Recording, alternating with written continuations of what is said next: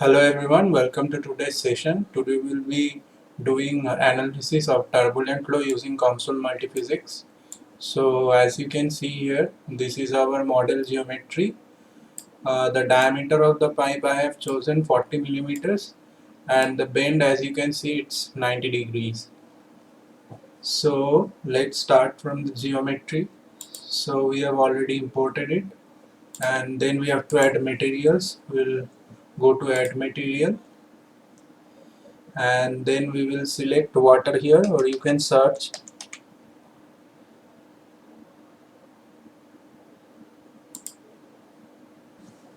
So here from we will select liquids and then water and then add to component. So our material is added, and as you can see, all the properties of the material will be auto filled, and then we will add our physics and study. So let's first add physics, and by physics we actually mean the domain of our study. So our domain is turbulent flow, and we will select it from here and we will add to the component.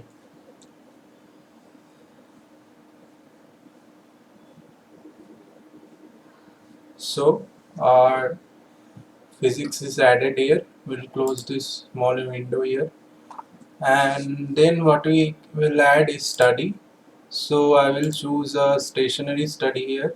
We'll just click on study, click on stationary and add study. So now it's time to fill up the boundary conditions. So first of all, let's go into the domain. So here you can see all domains means all the domain has been applied to all of the geometry. So you can see it's totally in blue, which means it has been covered.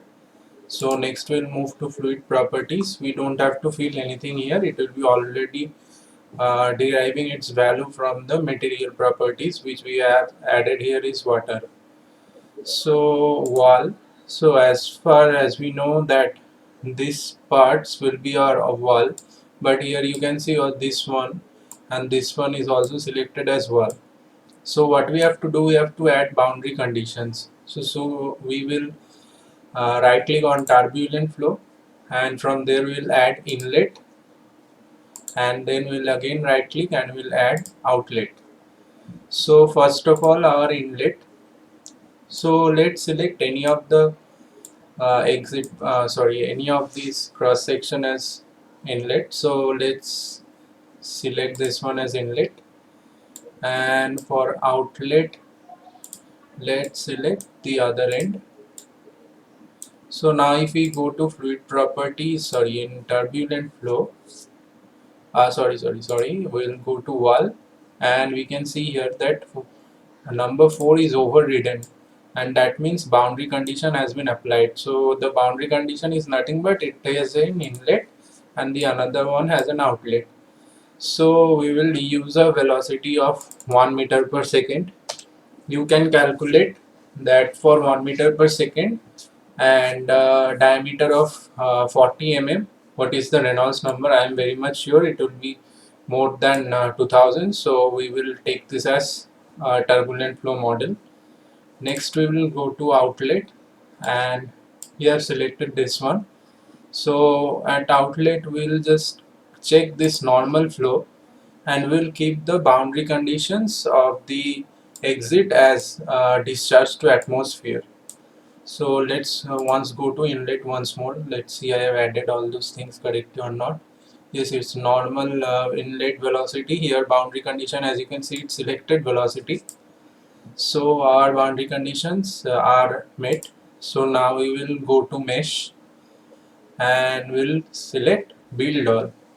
So here you can see it's physics controlled. You don't have to give the size of the dimension of the parameters like the triangles or shapes that will be used to create your mesh. This is completely physics controlled.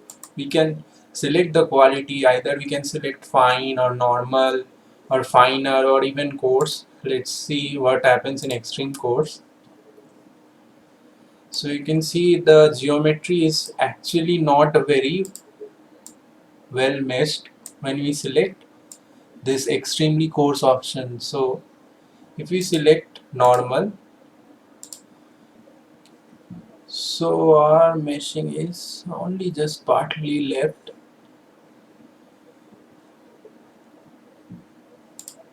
Let's zoom out first, then we'll zoom in again. So as you can see here that this geometry has been very well captured using normal. So as you increase this, the geometry is the chances of capturing the geometry is better. For now on, we'll just use normal only, because as you can see there there are many elements in the mesh and we have to solve this again. So let's go to study and we will click compute. Now as we have seen in laminar, it takes some time, just maybe a little bit more than 1 or 2 minutes, but in turbulent flow in 3D geometry it will take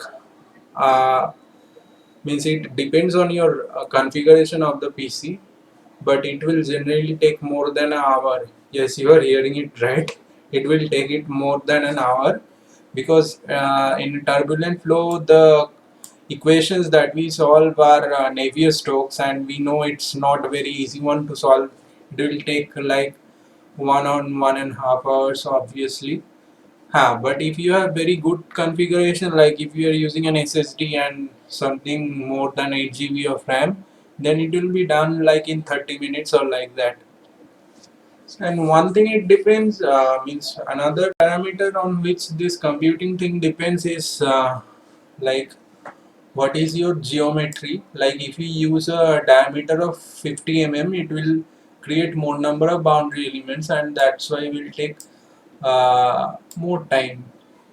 So our computation is complete. So what you can see here is a velocity plot, but it's not a very it's not the same plot as we have seen in for laminar flow. This is a streamline. So means not a streamline. This is the plot of the streamlines that are going through, and we have selected here like ribbons. So if I increase this number of ribbons, so I will say, let's say I'm plotting 10, so it will just plot 10 streamlines in the form of a ribbon. So let us change to something else like line. So now it will plot streamlines in the form of line. Now you can see how fine this looks. Like we will concentrate on the bend only, because that's the most important part for a turbulent flow. So I selected line, and let's see tube. So tube is like this. You will get a proper demonstration of the streamlines, and you can change many things here. Like you can change the radius. So I'll keep it very low so that it's very fine, and as you can see it looks very nice here. I'll just increase the number here, 50. Let's see what happens. So let me zoom in here. We have a lot things to know. So as you can see in this bend, so first of all we had selected this end as the inlet and this one as the discharge end. So fluid is coming in from here, going this way, and then leaving on the left side. So in the exiting tunnel, what we see is that a lot of streamlines are attached to this inner surface, which is very common. And as you can see, after passing through the bend, the fluid layers just leave the surface. Okay, the fluid layers, as you can see here, it is just leaving the surface because of this bend.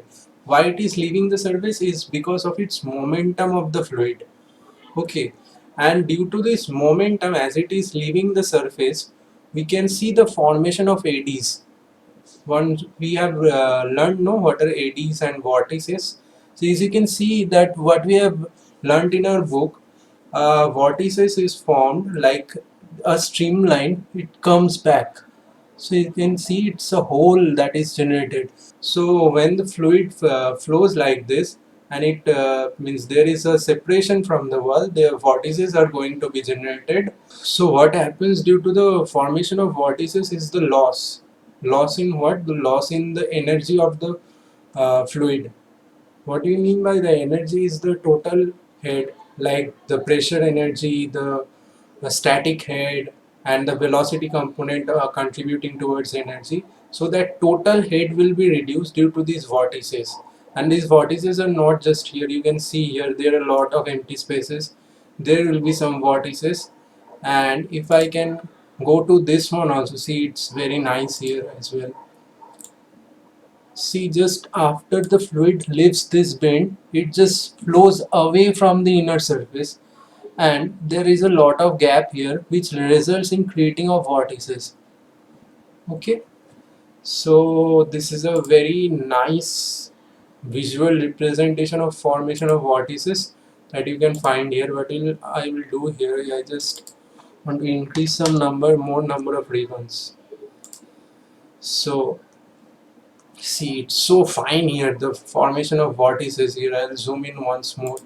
So what we have learned in our books, like there in a vortice, there will be just circular kind of streamlines, and there will be a massive hole like thing.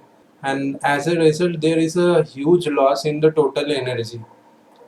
So this is what we get in a turbulent flow, and why I added this bend. Like I could have done just a simple normal straight pipe, and it would not look, you won't have found this what I call this vortices. Like this is a very good visual representation. And you can also see these are means places of max velocity. So if I just do like this, you can see here this fine meshes will be coming out like this. The streamlines come out like this, and you can see there is a massive vortices here just generated because of the turbulent flow.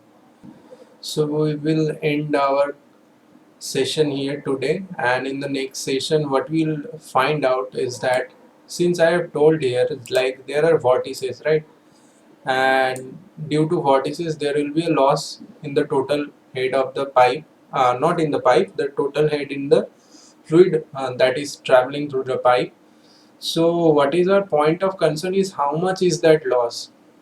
Okay, in fluid there are two kinds of loss. One is major loss and minor loss. Major loss is only due to friction, and minor loss is because of this flow constraint. So in here the flow constraint is a pipe bend.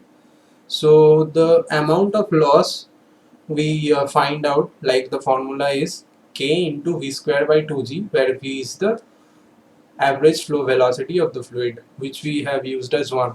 But what is the k? That is known as pressure diametric constant, or it is also known as the bend constant, which is a more familiar word. And what we'll try to figure out in the next video, how to find out that bend constant, so that for a given fluid and for a given bend angle, like this one is 90, we will be able to find out the loss for each and every fluid flow. Okay, so what I mean by fluid flow is that each and every fluid flow velocity. So this is a very important thing if you are, and it is very important in design industry, in companies where they require transmission like gas lines, petroleum transmission. So there is a means while transmission you will find that there are many various pipe bends and all this. So for them this bend constant is very important. So to find out what is the loss and what much power is required by the pump to compensate this loss. So we will meet in the next session.